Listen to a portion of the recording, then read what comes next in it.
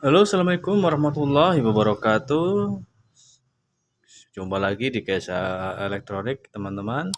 Kali ini saya akan berbagi cara sederhana sekali.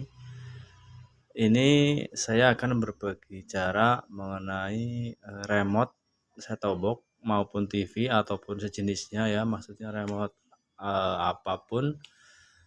Biasanya kalau remote kita udah tidak berfungsi, kita akan memukul-mukul ya ke tangan ataupun kemana agar remote berfungsi kembali ya. Sebenarnya itu cara yang salah kalau menurut saya. Karena apa? Karena kalau kita ketok-ketok eh, rangkaian yang di dalam malah akan rusak. Misalnya kayak sensornya, solderannya lepas atau solderan yang di konektor baterai itu juga bisa lepas ataupun kendor teman-teman, malah akan memperburuk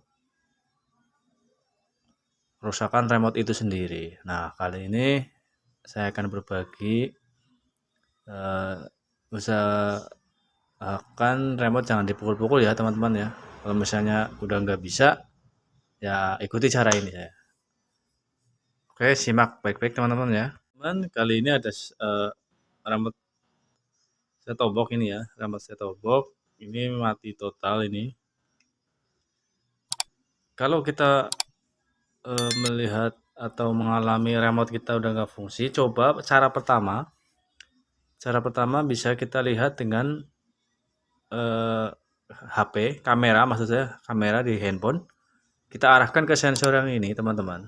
Nah, kalau kamera sudah mengarah ke sensor, kita coba sambil dipencet ya. Nah, dia akan inframerah ini akan kelihatan menyala ungu biasanya pada kamera. Tapi kalau kita lihat di pakai mata biasa, mata telanjang, itu nggak akan bisa terlihat. Ini harus pakai kamera handphone teman-teman. Kalau misalnya kita lihat ini udah mati, wah itu kemungkinan ini udah mati nih ya, mati nggak ada satu pun yang nyala. Sekarang kita cek terutama pertama dulu baterainya teman-teman. Baterai kita cek ya, kita buka, kita cek, kita coba ganti. Nah kalau sudah ganti, kita coba. Kalau misalnya belum bisa, ikuti cara saya yang kedua teman-teman. Oke teman-teman, kita lakukan cara yang kedua ya. Cara yang kedua, kita lepas baterainya ya, baterai kita lepas. Nah, kita akan membuka cover ini teman-teman. Nah ini kita akan coba buka dengan alat obeng min juga bisa ya. Kita congkel, kita hati-hati nyongkelnya, jangan sampai pecah, pelan-pelan. Kita akan coba buka ya. Nah ini biasanya nih ada kunciannya nih teman. Nah kunciannya kita, nah coba hati-hati ya bukanya. Nah, kita coba buka.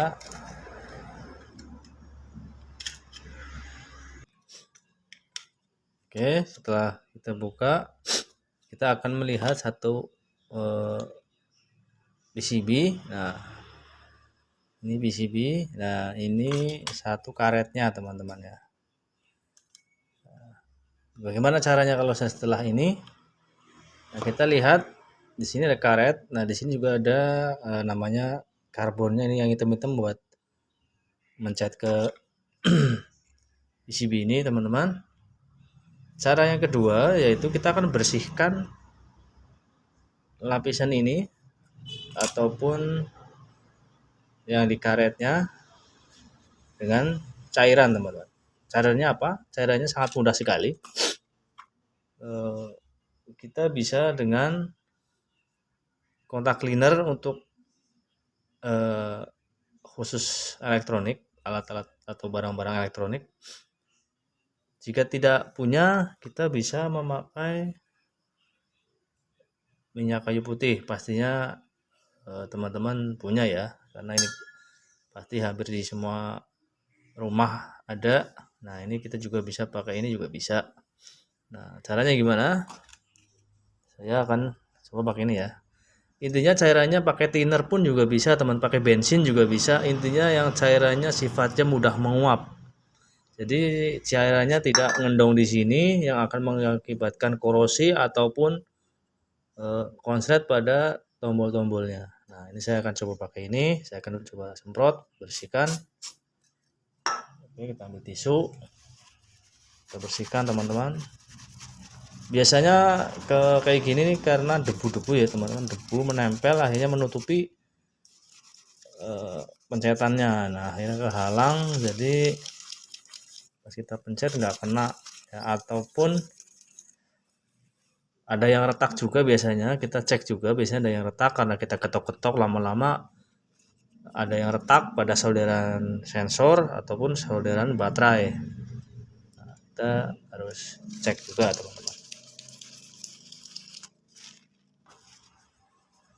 Ini karetnya kita lap-lap juga.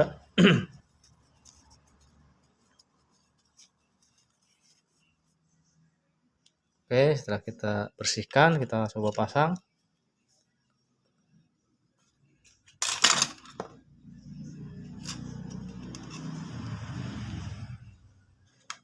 Kita akan coba pasang lagi. Ini sangat sederhana sekali teman-teman ya. Sebelum kita ganti remote baru, kita coba dulu seperti ini di rumah. Dan diusahakan jangan diketok-ketok teman-teman ya, jangan diketok-ketok karena akan malah rusak. Itu sebenarnya kalau ketok-ketok itu tuh sebenarnya tanpa kita harus ketok, kita buka baterainya aja, pasang lagi kadang-kadang juga bisa ya. Jadi proses penggetokan itu tadi memposisikan baterainya, koneksinya kurang bagus, jadi pas kita ketok kebetulan pas bagus baterainya, nah itu akhirnya bisa ya, bisa. Oke, setelah kita bersihkan, kita pasang baterainya teman-teman. Coba pasang. Nah, kita akan coba ya apakah ini bisa menyala atau tidak. Kita akan coba. Oke teman-teman, setelah kita coba pasang semua, kita akan tes ya. Ini kita tes juga pakai kamera handphone atau langsung ke TV-nya juga bisa. Ini teman-teman lihat ya. Nah, ini sekarang sensor sudah menyala semua nih. Menyala semua, saya pencet-pencet.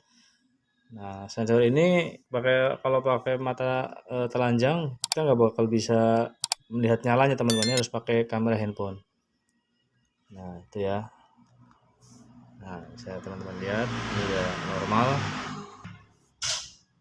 Oke, terima kasih demikian teman-teman ya, tips sederhana sekali dari saya sebelum melakukan penggantian remote. Kita coba cara ini. Kalau sudah pakai cara yang pertama, cara yang kedua tetap masih nggak bisa juga, ya baru kita ganti remote teman-teman. Ini terima kasih ya atas perhatiannya. Mohon maaf kalau salah kata. Semoga bermanfaat. Silakan like, subscribe. Jangan lupa komen juga kalau ada yang belum paham. Kalau untuk yang para profesional, master, silahkan abaikan. Ini saya hanya berbagi untuk yang belum tahu, dan semoga bermanfaat. Terima kasih, sampai jumpa di video saya selanjutnya. Terima kasih. Wassalamualaikum warahmatullahi wabarakatuh.